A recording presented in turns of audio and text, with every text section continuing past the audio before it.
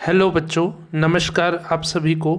आज इस 58वें दिन के वीडियो में मैं आपको यूपी टीजीटी 2010 की परीक्षा के 20 महत्वपूर्ण प्रश्नों को बताऊंगा। तो आइए आज का पहला प्रश्न देखते हैं। आज का पहला प्रश्न है, सभी कोमल स्वर युक्त राग है। तो सभी कोमल स्वर युक्त राग है भैरवी। दूसरा प्रश्न है, रागांगों की कुल संख्या 30 को बताया है मोरेश्वर खरे ने।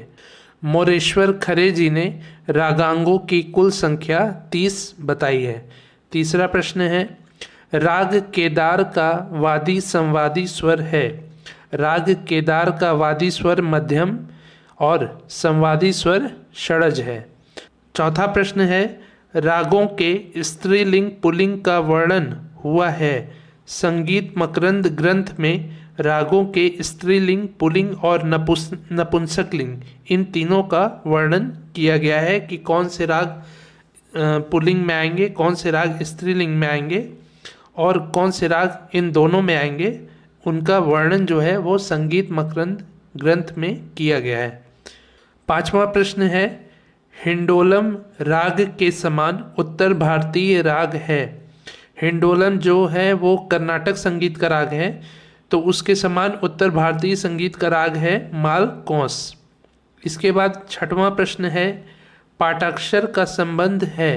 पाठाक्षर का संबंध है तबला और पखावज से। सातवां प्रश्न है, सम अतीत व अनागत हैं। सम अतीत और अनागत ग्रह के प्रकार हैं। आठवां प्रश्न है, कल्याण थाट का राग है। कल्याण थाट का राग है मारू बिहाग। नौवां प्रश्न है, त्रिवट गाते हैं। त्रिवट जो है वो चौताल में गाते हैं। 10वां प्रश्न है, सदारंग व अदारंग थे। तो सदारंग व अदारंग 17वीं शताब्दी के ख्याल गायक थे। ये दोनों लोग भाई थे और ख्याल गायक थे। इसके बाद 11वां प्रश्न है, अलैया फत्तू के नाम से प्रसिद्ध हैं। अलैया फत्तू के नाम से प्रसिद्ध हैं अली बख्श और फतेह अली। अली बख्श फतेह अली। अली बख्श यानी कि अलैया और फतेह अली यानी कि फत्तू। तो ये दोनों भाई थे। अलैया फत्तू के नाम से ये दोनों लोग जाने जाते हैं। 12वां प्रश्न है, झूमरा ताल उपयुक्त है। झूमरा ताल जो है वो विलंबित ख्याल के लिए उपयुक्त है। 13वां प्रश्न है, तीव्र मध्यम ऋषभ गंधार स्वर संगति प्रयुक्त होती है। म रे ग जो स्वर संगति है वो पूरिया धनाश्री राग में प्रयुक्त होती है, प्रयोग किया जाता है।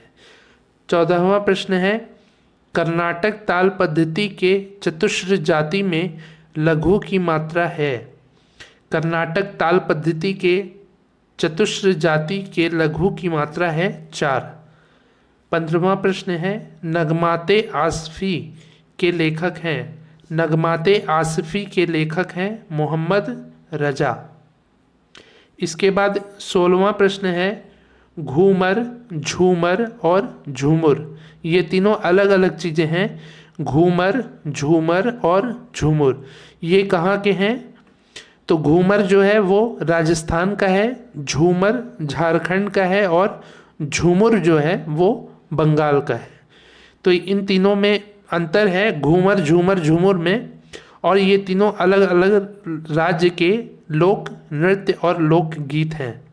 इसके बाद 17वां प्रश्न है, 5 जातियों के नाम हैं। 5 जातियों के नाम हैं दीप्ता, आयता, करुणा, मृदु, मध्या। दीप्ता, आयता, करुणा, मृदु, मध्या ये 5 जातियों के नाम हैं। 18वां प्रश्न है, गुरु से संबंधित है। कौन सा चिन्ह गुरु से संबंधित है? तो एस जो बनाया जाता है ये इंग्लिश के एस की तरह जो चिन्ह होता है वो गुरु माना जाता है। उसको गुरु से चिन्ह को प्रदर्शित किया जाता है।